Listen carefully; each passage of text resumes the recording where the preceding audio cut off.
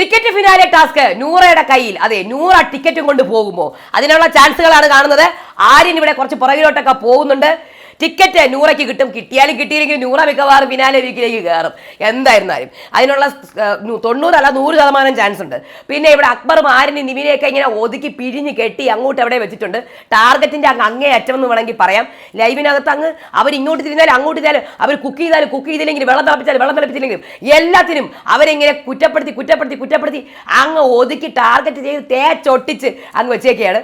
ഈ അക്ബറിനും ആര്യനും നിവിനും ഒക്കെ high level PR ഒക്കെ ഉണ്ടായിരുന്നെങ്കിൽ ഉണ്ടല്ലോ മിക്കവാറും അവർ പറയുമായിരുന്നു, ഫസ്റ്റ് അവരെ ടാർഗറ്റ് ചെയ്ത് കൊല്ലുന്നു പറഞ്ഞാൽ അവർ രാജാക്കന്മാരായനെ. പക്ഷെ ഇപ്പുറത്തുള്ള ടീംസ് അല്ലേ, അവർക്കാണ് ഇവിടെ അവരിങ്ങനെ അങ്ങ് പൂത്ത് ഇതായി നിൽക്കുകയാണ്. കാര്യം എന്ന് പറഞ്ഞാൽ അവരിങ്ങനെ അവരെ ടാർഗറ്റ് ചെയ്ത് അങ്ങ് തകർത്ത് നിർത്തിയിരിക്കുകയാണ് അക്ബറിനെ ആര്യനും നിവിനെയും. അതെ, എന്നിട്ട് ഇങ്ങനെ ഹായ് എന്ന് പറഞ്ഞാൽ അവിടെ ഇങ്ങനെ സുഖിക്കുകയാണ്. കാരണം ഒന്നും ചെയ്യണ്ട, ഒരു ജോലിയും ചെയ്യണ്ട.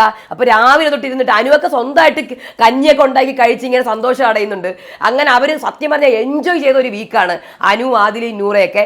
സാബുമാനാണെങ്കിൽ പ്രത്യേകിച്ച് ഒരു പണിയുമില്ല. Eat 5 star and do nothing and do അങ്ങനെ ടോപ്പ് 5ലേക്ക് സാബുമാൻ മിക്കവാറും ഉറപ്പിക്കും.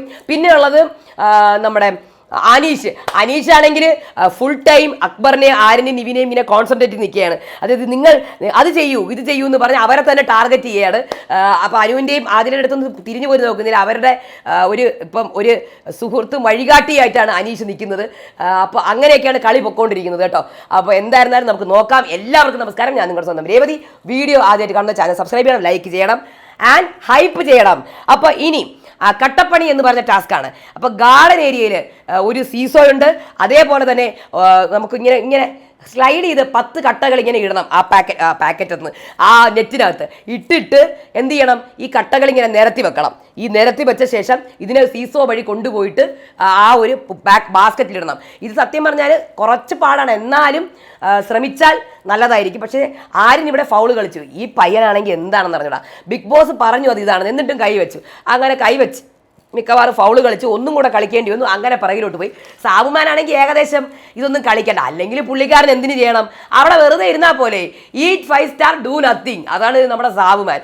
അവിടെ വെറുതെ ഇരുന്നാൽ തന്നെ പുള്ളിക്കാരൻ ടോപ്പ് 5 എത്തും കേട്ടോ. അപ്പോൾ അതുകൊണ്ട് തന്നെ സാബുമാൻ ഇവിടെ ഒന്നും ചെയ്തിട്ടില്ല.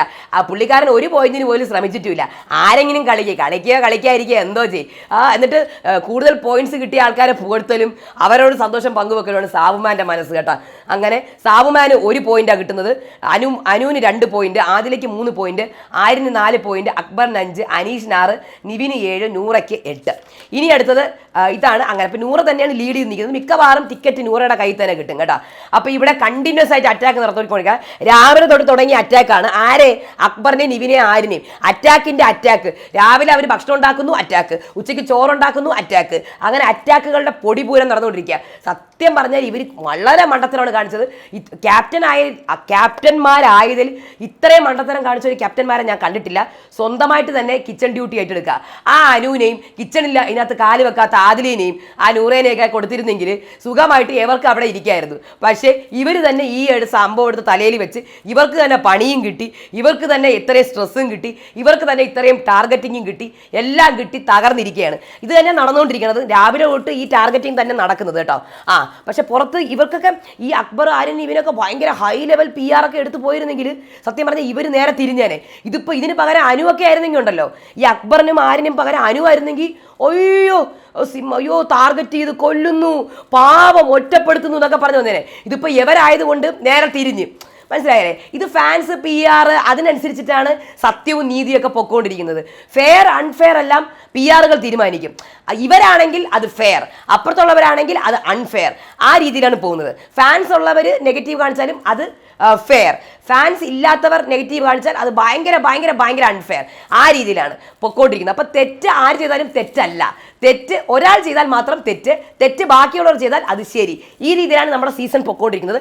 വളരെ നല്ലതാണ് ആ ഒരു പോക്ക്, വളരെ സൂപ്പർ. അതായത് PR ഒരു എന്താ പറയണ്ടേ, അവരുടെ ഒരു അഡ്വർടൈസ്മെന്റ് ആണ് ഈ ഒരു സീസൺ. നോക്കൂ, നിങ്ങൾ എന്നെ എടുക്കൂ PR ആയിട്ട്, നിങ്ങളുടെ എല്ലാ നെഗറ്റീവ്സും പോസിറ്റീവ് ആക്കി തരും. ഇല്ലില്ല, എന്നെ എടുക്കൂ, എന്നെ എടുക്കൂ PR ആയിട്ട്. അങ്ങനെയാണെങ്കിൽ നിങ്ങൾ എന്ത് വൃത്തികേട് കാണിച്ചാലും നിങ്ങളെ ഞാൻ പോസിറ്റീവ് ആക്കും എന്നുള്ള രീതിയിലുള്ള ഒരു അഡ്വർടൈസ്മെന്റ് ആണ് ഇപ്പോൾ നടന്നുകൊണ്ടിരിക്കുന്നത്.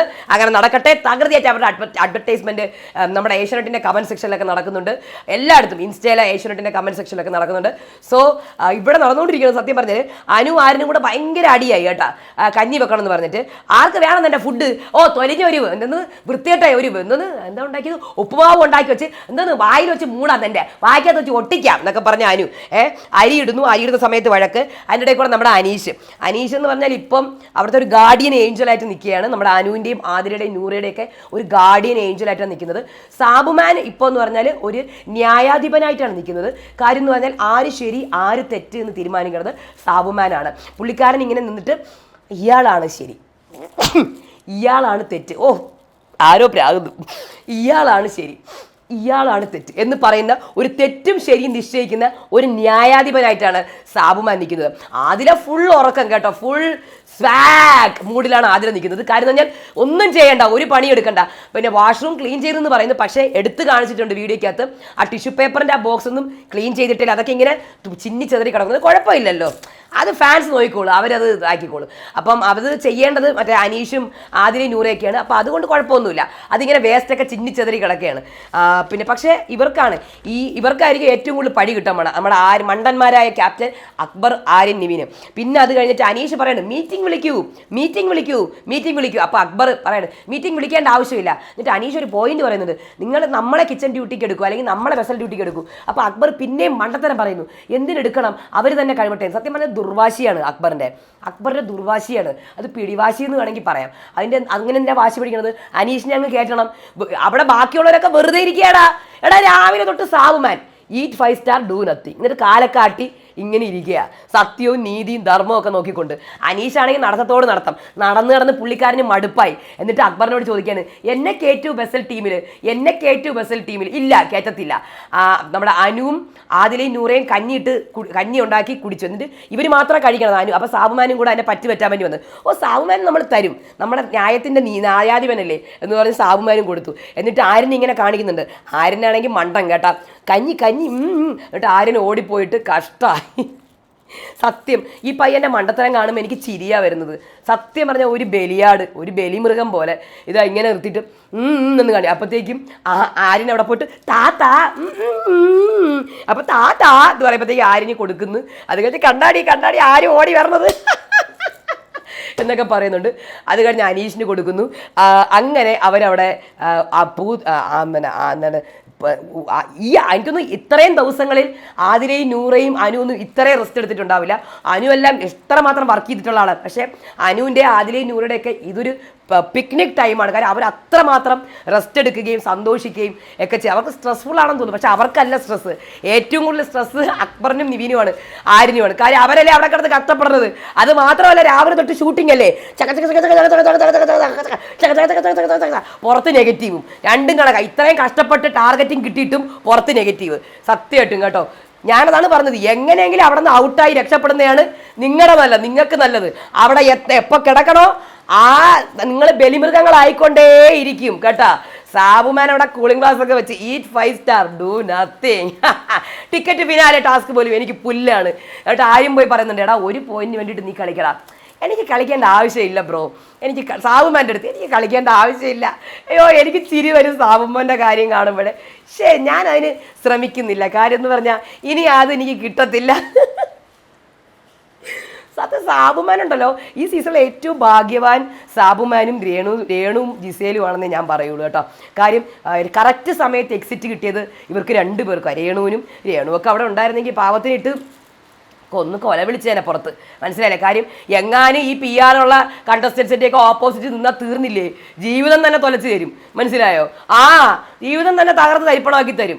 അപ്പോൾ അതുകൊണ്ട് രേണു രക്ഷപ്പെട്ട്, രേണു എന്തോ മുൻജന്മ പുണ്യം ചെയ്ത്. കാര്യം രേണുവിന് വോട്ടുണ്ടായിരുന്നു, എന്നിട്ടും ലാലേട്ടൻ ലാലേട്ടൻ്റെ കയ്യും പിടിച്ച് ഇറങ്ങി വരാൻ പറ്റി. അതിൽ പല ഒരു ഭാഗ്യം രേണുവിന് വേറെ ഇല്ല. അതേപോലെ ജിസേൽ അവിടെ ഉണ്ടായിരുന്നെങ്കിൽ എന്തായാലും എൻ്റെ പൊന്നോ നെഗറ്റീവിൻ്റെ പൂരം ആയനെ. കറക്റ്റ് സമയത്ത് ഇറങ്ങി, അൺഫെയർ എവിക്ഷൻ ആണെങ്കിൽ കൂടി അൺഫെയർ എവിക്ഷൻ ആയിരിക്കണം, കറക്റ്റ് സമയത്ത് ഇറങ്ങി ആ കറക്റ്റ് സമയത്ത് അവർക്ക് പുള്ളിക്കാരിക്ക് ഫുൾ പോസിറ്റീവായി, സമാധാനം, സ്വസ്ഥം. അത് കഴിഞ്ഞ് ഞാൻ പറഞ്ഞ സാബു മാൻ ഈ ഫൈവ് സ്റ്റാർ ഡു നത്തിങ് പോലെ പുള്ളിക്കാരെ മിക്കവാറും അവിടെ സ്വാഗ് അടിച്ച് ഒന്നും ചെയ്യേണ്ട, വെറുതെ ഇങ്ങനെ ഇരിക്കുക, ടോപ്പ് 5 കയറും. അതും ഒരു ഭാഗ്യമാണ്. പക്ഷേ വേറൊരു കാര്യം, ഞാൻ സാവുമാൻ പുറത്തിറങ്ങിയിട്ട് ചിലപ്പം കുറച്ച് നെഗറ്റീവ്സ് കിട്ടും. കാര്യം എന്ന് പറഞ്ഞാൽ ഇപ്പം കൂടെ നിൽക്കുന്ന ഈ ഫാൻസ്, ഇപ്പോൾ പൊക്കി പറയുന്ന ഫാൻസൊക്കെ സാബുവിൻ്റെ സാധാരണ പ്രേക്ഷകർ ഇത് കണ്ടുകൊണ്ടിരിക്കുകയല്ലേ, ഫാൻസും മറ്റവരും ഒക്കെ അല്ലേ പൊക്കണത്. സാധാരണ പ്രേക്ഷകർ എത്തുമ്പോൾ നീ എന്ത് ചെയ്തു, അവിടെ എന്തെങ്കിലും ചെയ്തോ, വാഴ, ഇങ്ങനത്തുള്ള കമൻസ് ഒക്കെ കിട്ടാനുള്ള ചാൻസ് സാബുവിനാണ് ഈ സീസണിൽ കൂടുതൽ. ഈ സീസണിൽ ഏറ്റവും കൂടുതൽ അത് കിട്ടാനുള്ള ചാൻസ് സാബുവിനാണ്. ഇതെല്ലാം നമുക്ക് ബിഗ് ബോസ് കഴിയുമ്പം നമ്മുടെ പ്രേക്ഷകർ ഇങ്ങോട്ട് വരും, നമ്മുടെ കമൻറ്റ് സെക്ഷനിലേക്ക്. അപ്പോഴാണ് ഇത് കാണാൻ പോകുന്നത്. ഇപ്പോഴൊന്നും വരില്ല. ഇപ്പം PR ആ ഏഷ്യാനെറ്റിൻ്റെ കമൻറ്റ് ബോക്സ് മുഴുവൻ PR. എൻ്റെ പൊന്നോ, ഞാൻ നോക്കുമ്പോൾ ഇതൊന്നും അല്ലല്ലോ നമ്മൾ ലൈവിൽ കണ്ടത്. ആ വീഡിയോയ്ക്കകത്ത് നെഗറ്റീവാ, എന്നിട്ട് ഫുൾ പോസിറ്റീവും. അപ്പം ഞാനായിരിക്കും, എന്തൊരു മറിമായം ആടാ, എന്തൊരു മറിമായം എന്നാണ് കളിക്കണം. PR-ൻ്റെ പവറേ. അടുത്ത കൊല്ലം മിക്കവാറും ഇങ്ങനെ പോവുകയാണെങ്കിൽ എനിക്കറിയില്ല, PR-ൻ്റെ ചാകരയായിരിക്കും എന്നാണ് എനിക്ക് തോന്നുന്നത്, സത്യം പറഞ്ഞാൽ. പക്ഷെ ഞാനൊരു കാര്യം പറയാം, PR എടുത്തവരെ ഒന്നും ഇതിനകത്ത് കയറ്റാതിരുന്നാൽ മതി. PR എടുത്തിട്ടുണ്ടെന്ന് പറഞ്ഞാൽ അതിനെ തന്നെ അപ്പം തന്നെ അങ്ങനെ മാറ്റിക്കളയണം. അതാണ് ചെയ്യേണ്ടത്. ഏറ്റവും നല്ലത് അതാ ചെയ്യേണ്ട ചാനൽ. PR ആരെടുത്തിട്ടുണ്ടോ, പ്രത്യേകിച്ച് ഈ 16ഉം 20ഉം ഒക്കെ കൊടുത്തെടുക്കണവരെ ഏറ്റവും ആദ്യം അവരെ പുറത്താക്കി അവരെ എടുക്കുകയും ചെയ്യരുത്. ഇത് മനസ്സിലാവും, നമുക്ക് ഏകദേശം നമ്മുടെ ചാനലിനൊക്കെ കിട്ടും ഇവർ PR എടുത്തിട്ടുണ്ടെന്നൊക്കെ ഉള്ളത്. അപ്പം തന്നെ ഇവരെ അങ്ങ് മാറ്റിക്കൊള്ളണം. എന്നിട്ട് വേറെ ആൾക്കാർ എത്രയോ, ഞാൻ പറയാണ്, കോമണേഴ്സിന് എടുക്ക്, ഒരു PR-ഉം വരാത്ത കോമണേഴ്സ് ഒരു 5 പേരെ ഇങ്ങ് എടുക്ക്, ഒരു 2 സീരിയൽ ആർട്ടിസ്റ്റുകളെ എടുക്കുക, സീരിയൽ ആർട്ടിസ്റ്റുകൾ 2 പേര് നന്നായിട്ടുള്ള. പക്ഷെ അവർ PR എടുത്തില്ലെന്ന് ഉറപ്പ് വരുത്തണം. അതേപോലെ തന്നെ ബാക്കിയുള്ള മേഖലയിലും അവർ PR അവർ സ്വന്തം. എപ്പോൾ കാണാടാ നമുക്ക് ആ സീസണൊക്കെ, ആ ഗോൾഡൻ സീസൺസൊക്കെ നമുക്കിനി എപ്പോൾ കിട്ടും അല്ലേ? അയ്യോ, കറക്റ്റ് അവരുടെ ഗെയിമിനനുസരിച്ച് ആൾക്കാർ വിലയിരുത്തുന്നു, താഴെ പ്രേക്ഷകരുടെ കമൻസ് വരുന്നു, ആ പ്രേക്ഷകരുടെ തെറ്റും ശരിയുമുള്ള കമൻറ്റുകൾ, അവരുടെ സ്പെല്ലിംഗ് മിസ്റ്റേക്കുകളുള്ള കമൻറ്റുകൾ, ഇതൊക്കെ നമുക്ക് എപ്പോൾ കാണാൻ പറ്റും? അതൊക്കെ അന്യം നിന്ന് പോയല്ലേ. ഇപ്പോഴത്തെ കമൻറ്റ് ബോക്സ് കണ്ടായിരുന്നു, അച്ചടി ഭാഷ, ഇംഗ്ലീഷ്, പക്ക പ്യുവർ ഇംഗ്ലീഷിൽ കമൻറ്റ്, ഇതെല്ലാം PR-ആണ്, കട്ട് ആൻഡ് കോപ്പി പേസ്റ്റ്, ഇങ്ങനെ പ്യുവറായിട്ട് എഴുതി വെച്ചിട്ട്. നമ്മുടെ ആൾക്കാർ പ്രേക്ഷകർ കമൻറ്റ് ചെയ്യുമ്പോൾ സ്പെല്ലിംഗ് മിസ്റ്റേക്ക് ഉണ്ടാവും, അതിനകത്ത് ചിലപ്പോൾ തെറ്റുകളുണ്ടാവും ആ കമൻറ്റിനകത്ത്. ആ കമൻറ്റുകളിൽ അവർക്ക് മനസ്സിലാവാത്ത കാര്യങ്ങളുണ്ട്. എനിക്ക് മനസ്സിലായില്ലല്ലോടാ, ഇങ്ങനെയൊക്കെയുള്ള കമൻറ്റുകൾ നമ്മൾ എന്തുമാത്രം മിസ് ചെയ്യുന്നല്ലേ. സത്യമാണ്, ഭയങ്കരമായിട്ട് മിസ് ചെയ്യുന്നു. ഒന്നുമില്ല, ഒരു കമൻറ്റും ഇല്ല പ്രേക്ഷകരുടെ. കമൻറ്റ് ചെയ്യാൻ ഇന്നും കൂടെ എന്നെ ഒരാൾ വിളിച്ച് പറഞ്ഞു, രേവതി കമൻറ്റ് ചെയ്ത് കഴിഞ്ഞാൽ പച്ചത്തെറിയാണ് വിളിക്കുന്നത്, പച്ചത്തെറി.